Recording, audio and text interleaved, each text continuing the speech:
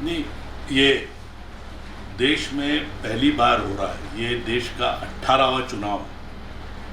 अभी तक 17 बार जो चुनाव हुए, जिसमें ये 2 बार तो ये प्रधानमंत्री बने हैं, लेकिन किसी भी प्रधानमंत्री ने चुनाव के दरमियान देश में किसी समाज को लेकर, किसी कौम को लेकर इस प्रकार से टिप्पणी नहीं की। और प्रधानमंत्री को बहुत सोच समझकर बोलना चाहिए कि ये देश का सवाल है, देश का चुनाव है। और जो कांग्रेस के मैनिफेस्टो में कहीं लिखा ही नहीं, उसको आप बात का बतंगड़ बनाकर लोगों को डरा रहे हो। और चुनाव की रैली में आप एक समाज के प्रति नफरत फैलाने का काम कर रहे हो। इससे साफ जाहिर है कि इनके पैरों के तले की रेत अभी घसर गई है। इनको अपनी हार सीधी सीधी दिख रही है। चुनाव में क्या होता, 10 साल ये प्रधानमंत्री थे, इनके तो कई प्रोग्राम हैं, कई अचीवमेंट है, उसकी क्यों नहीं चर्चा करते? अभी आप चुनाव के उनकी सभाएं देख रहे हैं, अपनी उपलब्धियों की क्यों नहीं बात करते? इसलिए कि उनके पास कहने के लिए कुछ नहीं। पहले बार तो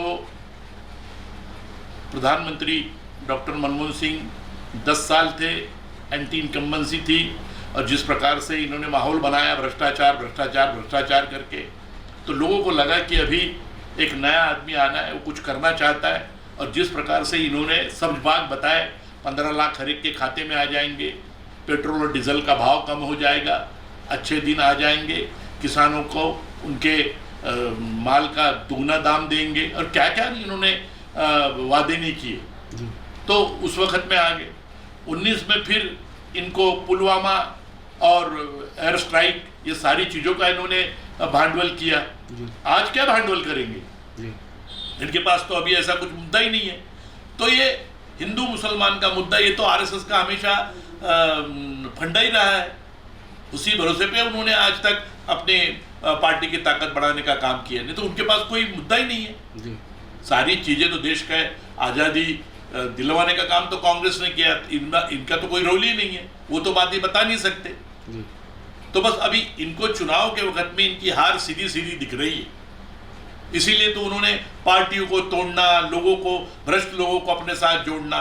तो इनको भ्रष्टाचार के खिलाफ बात करने का कोई तो इनको अधिकार ही नहीं है। सारे भ्रष्टाचारियों को इन्होंने अपने पार्टी में मिला दिया। ये क्या भ्रष्टाचार की बात करेंगे कि सारे भ्रष्ट एक जगह आ रहे? अरे तुमने जमा किया अपने पार्टी में, आज भ्रष्टाचार के भरोसे पे तुम राज कर रहे हो।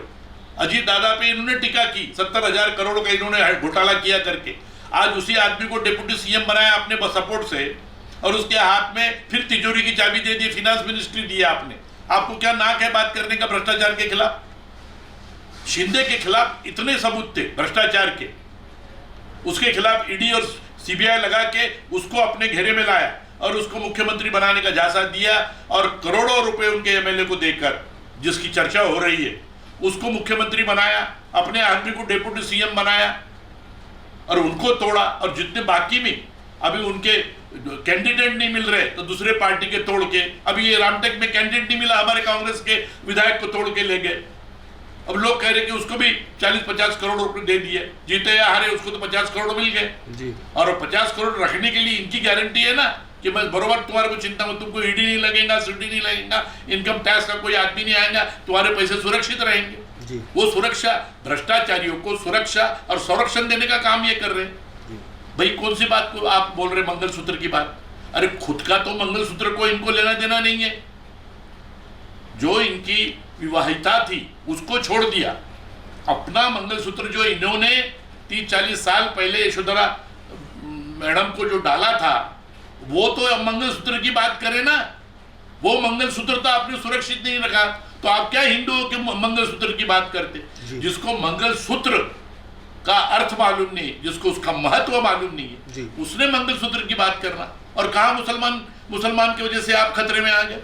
अरे भाई 2000 साल की बात है, जो डॉक्टर मनमोहन सिंह साहब ने जनरल स्टेटमेंट था, उसके अंदर केवल मुस्लिम नहीं थे, उसके अंदर आदिवासी थे, उसके अंदर अनुसूचित जाति के लोग थे, जनजाति के लोग थे, अल्पसंख्यक थे, कि भाई वो, और हमेशा ये बोलने का तरीका रहता है कि जो समाज का कमजोर वर्ग रहता है, वही हमारी घटना में दिया है, तो जो समाज का कमजोर वर्ग रहता है उनका विकास का पहला अधिकार है, ये बोलने का ढंग होता है।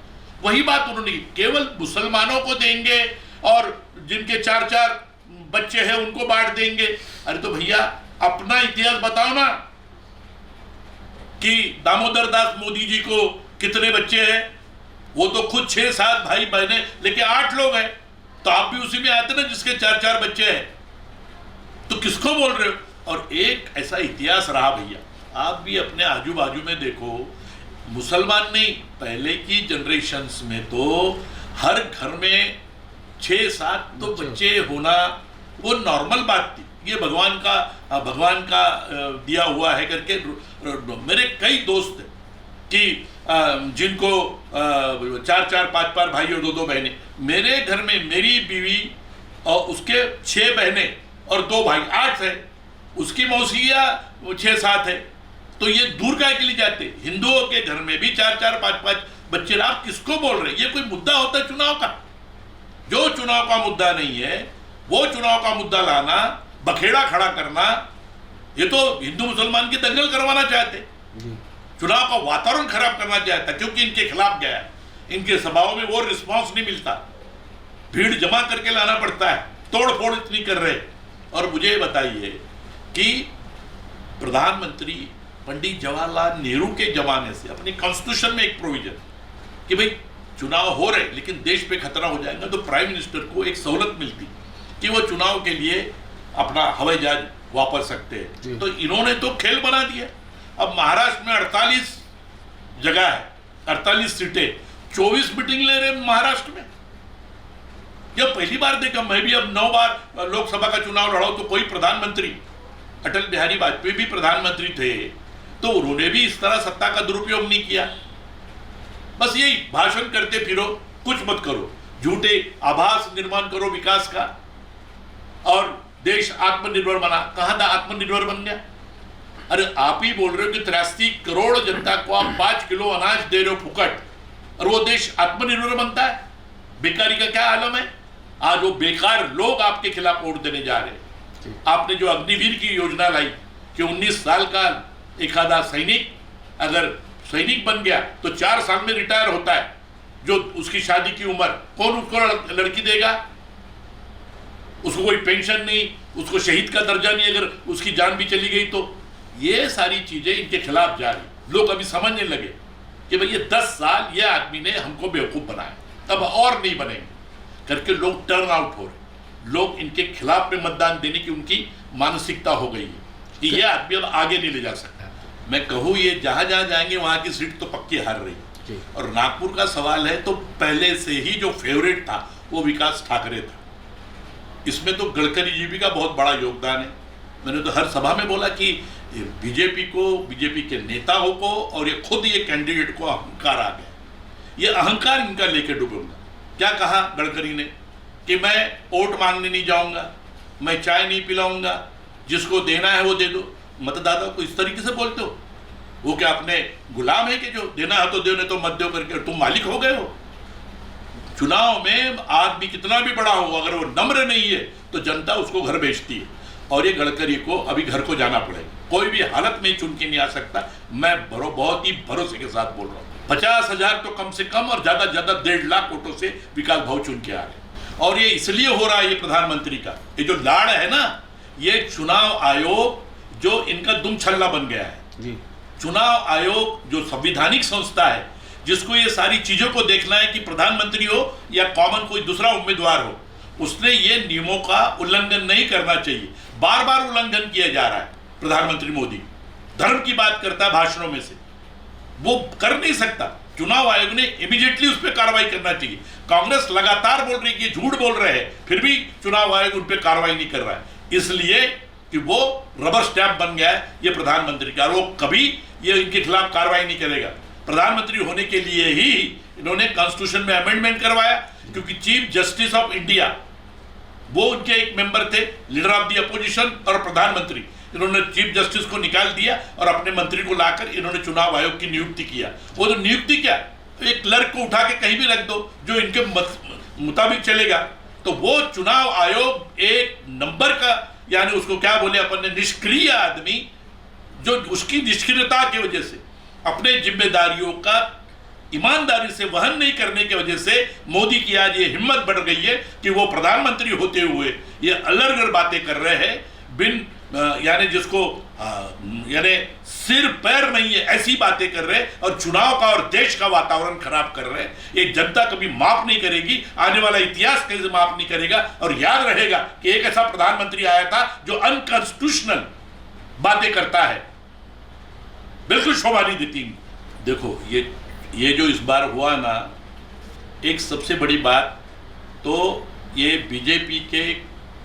बीजेपी का इसमें षड्यंत्र बहुत बड़ा है।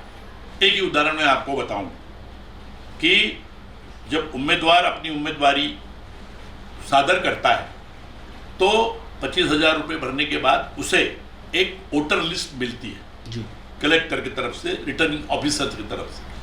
तो वो अधिकृत होती है, फाइनल हुई जाती है। किसी का नाम अगर नहीं है तो नहीं है, डबल है तो है, मर गया तो मर गया है, ख्याल में उसमें कोई काट छाट नहीं होती, वो अधिकृत रहती, रजिस्टर्ड रहती, उसमें चेंज नहीं होती। यहां तो ऐसा हुआ उत्तर नागपुर में कई एरिया में, क्योंकि उनको मालूम था दलित और मुस्लिम इस बार उनका फेवरेट कांग्रेस है, तो पेज के पेज काट दिए। ऐसा कभी नहीं हुआ। पेज के पेज कैसे काटोगे आप? एक काटोगे, दो काटोगे आप, पेज के पेज काटे कि बोले नहीं ये डिलीटेड है। ऐसा कैसा डिलीटेड है? अगर वो डिलीटेड तब मालूम हुआ तो जो लिस्ट आपने उम्मीदवारों को दी है, जो अधिकृत लिस्ट है, जैसे जिम्मेदारी से रिटर्निंग ऑफिसर ने बोला, कलेक्टर ने बोला कि ये लिस्ट ये अधिकृत है, फिर वो अधिकृत लिस्ट में ये डिलीटेड कैसा किया आपने जी? तो ये षड्यंत्र है, क्योंकि उनको मालूम है कि मुस्लिम और दलित लोगों का रुझान ये कांग्रेस की तरफ है, और उन्हीं लोगों के नाम काटने का काम इन्होंने किया। लोग वहां गए, जिंदा है उसको बोल दिया कि तुम मरे हो, तो फिर हमने प्रोटेस्ट करके उसका वोट डलवाया वहां। ऐसी जो धांधलियां इन्होंने की, फिर भी कुछ नहीं होता। उसके बावजूद भी कांग्रेस जीत के आएंगी, क्योंकि लोगों में बहुत बड़ा रुझान था। एक तो ये महंगाई की वजह से लोग परेशान, बेकार लोग परेशान। इसने जो झूठे सब बात बताया गडकरी ने और मोदी ने कि मैं इतने रोजगार दूंगा, उतने रोजगार दूंगा, मिहान में इतने रोजगार आए, ये सब ढकोसला सिद्ध हुआ। और जिस प्रकार का विकास इसने किया वो जनता को पसंद नहीं आया। ये मेट्रो यानी फ्लाईओवर यानी ये विकास नहीं है, लोगों को समझ में आया। घर घर में आज बेकारों की एक फौज खड़ी है, उनकी समस्या बेकार है, और बेकारों को न्याय नहीं दिलाने के लिए ये मोदी और ये गडकरी ने कोई कोशिश नहीं की। ये सिर्फ बड़ी बातें करते रहा, और इसने खुद का विकास किया। भ्रष्टाचार के इस पे कई आरोप लगाए, प्रूफ के साथ आरोप लगाए, और सीबीआई की इस पे इंक्वायरी अभी लगने वाली है। और ये हो सकता है बाकी लोग जैसे जेल में गए, ये भी जेल में जाएगा, और बोलता है कि मेरे जैसा ईमानदार कोई नहीं, इसके जैसा भ्रष्टाचारी कोई नहीं। ये आने वाले दिनों में सिद्ध करके बताएंगे। All problems one solution under the guidance of Dr. Sachin Jipkate. Central India's largest reliable multi-speciality hospital coming soon.